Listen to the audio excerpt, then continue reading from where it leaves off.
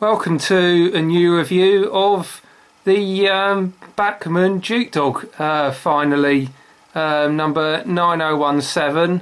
Now I should say this is a bit belated from me. I did receive this model a couple of weeks ago, but for those of you that don't know, unfortunately I'm going through the joys of chemotherapy up at the Royal Marsden in Sutton for the dreaded cancer. So I just haven't had time to get a video review of 9017 up until now. So yeah, I've been going through the joys of chemotherapy, plus the side effects, the TARDIS and all that, etc, etc. And I just haven't had a chance to. But at the moment I feel okay, and I can finally upload this video of the wonderful model Bachmann have produced here. And if I just move the engine forward a little bit, we just go forward a little bit, here we go. We'll look at the interior cab detail first, and if I just zoom in there, you can see absolutely superb detail you've got there, from the pipe work, regulator handle, the water gauges. If you can just lower the camera a bit, you can see there, just up on the roof there, the water gauges there, and everything really, again, as you'd expect from Bachmann, super high detailed interior cab there, really very well done there. Also the footplate, as you can see, it's up there, but this can, there you go, if I just push it down, that can be moved up and down as well, so that's nice to see. If we look at the tender, now it's got slightly a different tender to what it's got with at the Bluebow. The Bluebow's got a very much more riveted tender. This tender has got less rivets on it, and it's slightly different to the one it's got currently at the Bluebow. Having said that, I believe, reading in one of the magazines, that the model is based on how it looked in 1955 when shedded. Now, if I pronounce this right, I think it was Mackinlith. I don't know if I've pronounced that right. It's Mackinlith, I think, in 1955, when it was with this tender. When it arrived at the Bluebow in about 62, it did actually come with two tenders. This version and the one that it's been obviously running with before it got withdrawn for overhaul a couple of years ago. My dad did take a couple of pictures back in 62 of 9017 when it arrived at the Bluebow, and one of them does show, you can see the second tender right in the very right hand side of the face. You can just pick it out. So I'll post the links to my dad's two pictures of 9017 in the description box below. So if we just move forward a bit, it's another one of these plug tender versions that you get. You can just see the wire there that goes underneath the tender. You just plug that into the tender. Fortunately, it was already plugged in. You didn't have to do it yourself, which was quite handy. You've also got a drawbar there, which if you've got a screw with it, and you can move the tender a lot closer to the loco, which is quite handy. It's very similar to the C-Class with the drawbar, and I moved the tender and the loco a bit closer together to just eliminate there is quite a large gap. So I will do the same with that. I shall just bring the drawbar in a bit closer, just to eliminate that gap a bit. If we move on to the side now, as you can see, it hasn't got the Earl of Berkeley nameplates on, and as a Bluebow member, I can say that I have heard from a couple of other Bluebow members that the Bluebow hierarchy ain't exactly chuffed with Bachmann bringing this out without the Earl of Berkeley nameplates. The problem is the Bluebow, and I'm a Bluebow member, but the hierarchy has to understand that when it's in BR Black, 9017 really looks better without the nameplates. If you're a bit of a purist, and a rivet counter, I guess you could say. It's not rocket science to work out that if you go on a lot of railway forums, when 9017 has come up in discussion, the vast majority prefer to see the loco without the nameplates.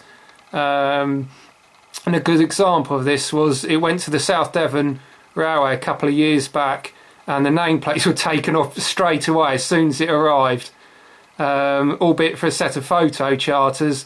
And then once they were done, in the run up to the Cambridge Gala weekend that they were staging, the South Devon guys were actually inundated with requests not to put the nameplates back on.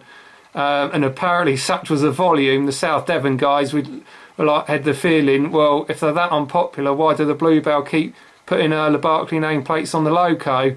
But at the end of the day, it's the Bluebell's loco, they pay the bills, and it's up to them. But I wouldn't be at all surprised if Bachmann did a bit of market research on this and realised that a BR Black version of 9017 nameplates, the Earl of Berkeley nameplates, aren't popular with the majority of enthusiasts. But what I am surprised is that it didn't come with any at all, because Bachmann could have at least given the option of those that want the loco looking, I guess, Bluebell version could have, glued on the Isle of Berkeley nameplates themselves, and those of us purists and enthusiasts that wanted it looking historically correct could have just left them off.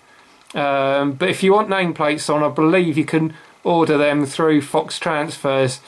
And the same about the cab side number plate. Unfortunately, that isn't etched. It would have been nice if it could have been etched. But again, you can buy them through Fox Transfers. So at least you do have that option. So if I just zoom out now, see the engine running around, shall we? This is on freight. It's got a 5-pole motor. As you can see, it's very smooth running straight away on a decent length freight train. No problem whatsoever.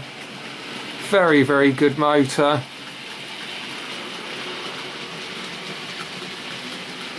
And very smooth running.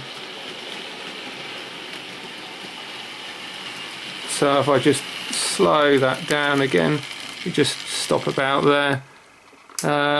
Right, that's for the freight train. Let's see it running with some carriages now. Okay, here we are again. This time I've got it with 3 Hornby Hawksworth Blood and Custard carriages. And I would say this is really, really good combination, these two. You probably could get away with 5 probably either Hawksworth or Colic carriages, no more than that really. But let's just see this go around now with the Blood and Custards. And again, as you can see, really smooth start up and easy going around. As I say, it's only got 3 carriages in load on it, but nice and easy going around.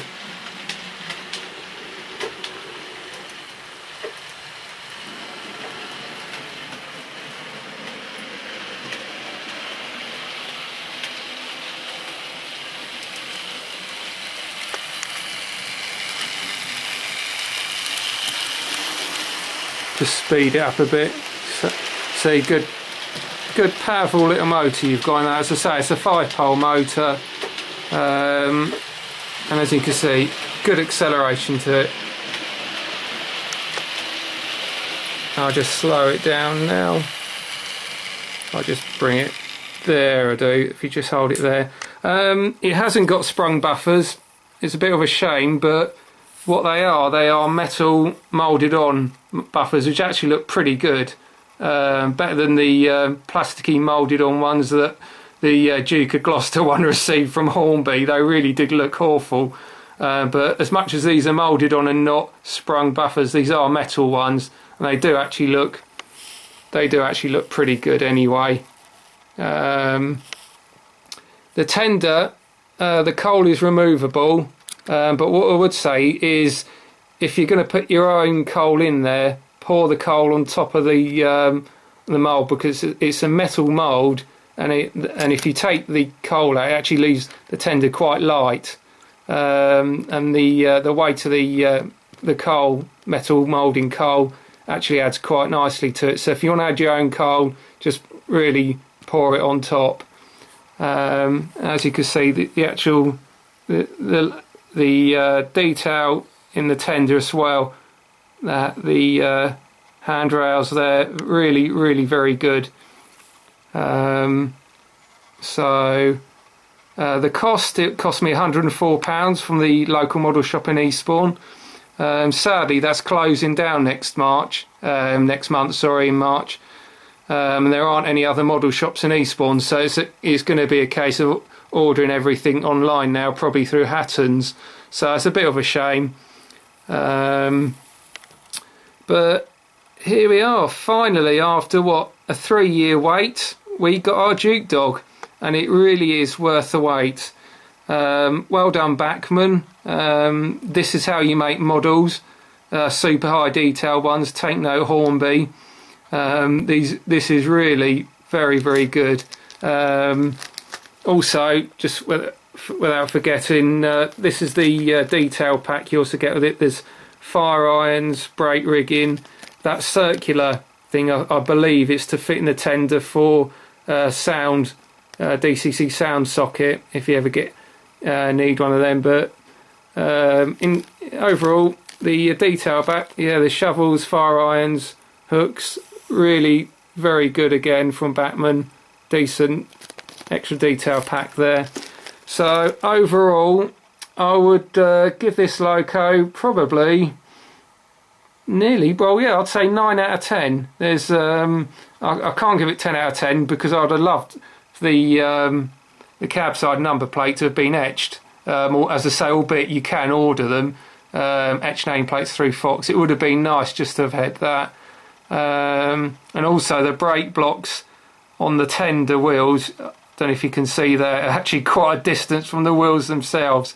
So I don't know why Bachmann done that. It's too far away, but the brake blocks are a little bit of a slight distance away from the wheels, so that's a little bit of a shame. But overall, yet again, said it once and I'll say it many times, over a wonderful model by Bachmann.